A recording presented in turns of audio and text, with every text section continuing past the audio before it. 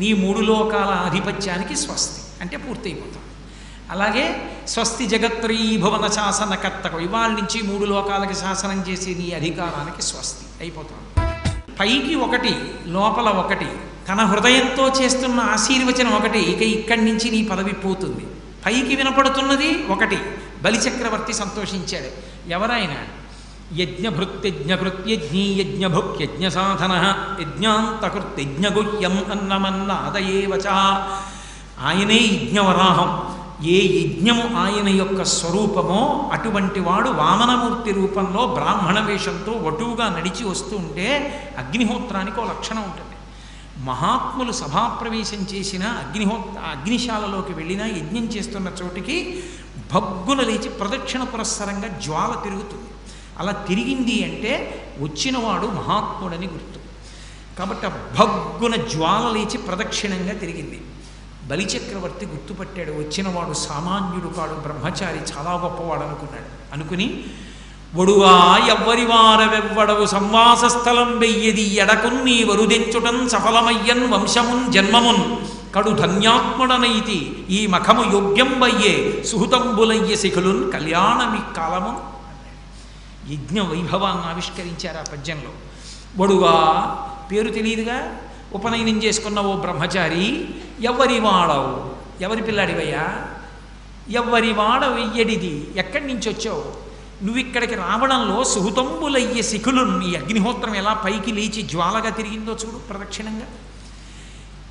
సుహృతంబులయ్యే శిఖులు, నా కోరికలన్నీ తీరేయ్యా, ఇవాళ నా వంశం ధరించింది నీలాంటి వాడు రావడం వల్ల. ఈ యాగం గొప్పగా ప్రసిద్ధి చెందుతుంది.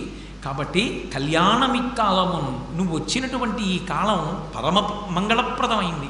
నువ్వు రావడం చేత తరించిపోయాను, నా వంశం అంతా తరించిందయ్యా.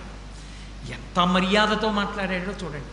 ఒడుగా ఎవ్వరి వాడవెవ్వడవు సంవాసస్థలం వెయ్యది ఎడకొన్నీ వరుదించుటన్ సఫలమయ్యన్ వంశమున్ జన్మమున్ కడు ధన్యాత్ముడనైతి ఈ మఖము యోగ్యం వయ్యే సుహృతంబులయ్య శిఖులున్ కళ్యాణమిక్కాలమున్ అని ఆ వటువుని చూసి మురిసిపోయారు ఇద్దరు దంపతులు, బలిచక్రవర్తి వింధ్యావళి. అబ్బా ఎంత బాగున్నాడో ఈ పిల్లాడని.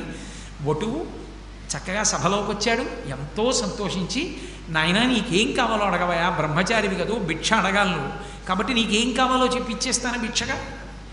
ఆయన అన్నాడు, ఒంటివాడ నాకు 1-2 అడుగుల మేరయిమ్ము సొమ్ము మేరయొల్ల కోర్కెతీర బ్రహ్మకు 1 ముట్టెద తన కుతుక సంతర దానవేంద్ర. చాలా చమత్కారంగా మాట్లాడతాడు ఆయన. ఏం కావాలని అడుగుతాయంటయా, నాకు 3 అడుగులు అనలేదు, 1-2 అడుగుల, 1 అడుగు 2 అడుగులు అన్నాడు.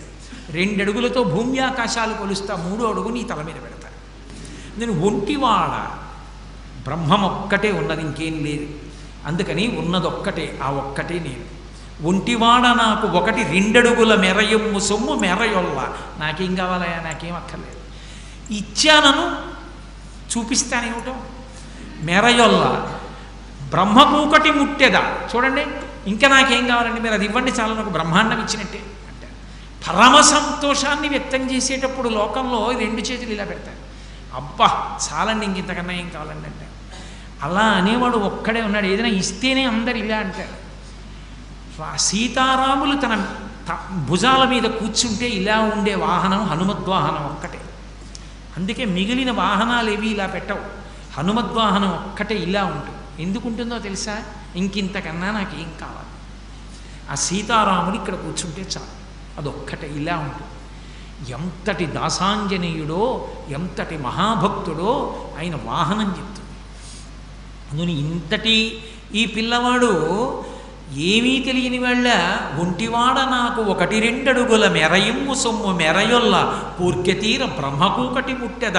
అది ఇచ్చానను బ్రహ్మాండాలన్నీ ఇచ్చేసినట్టే, నువ్వు ఇచ్చానను బ్రహ్మాండాలన్నీ కొలిచేస్తాను. లోపల అర్థం, పైకొకటి లోపలొకటి, బ్రహ్మకూకటి ముట్టెద దాన కుతుక సాంద్ర దానవేంద్ర. దానం చేసేస్తా అని సంతోషపడిపోతున్నా దానవేంద్ర, ఇచ్చేసానను చూపిస్తానేమిటో.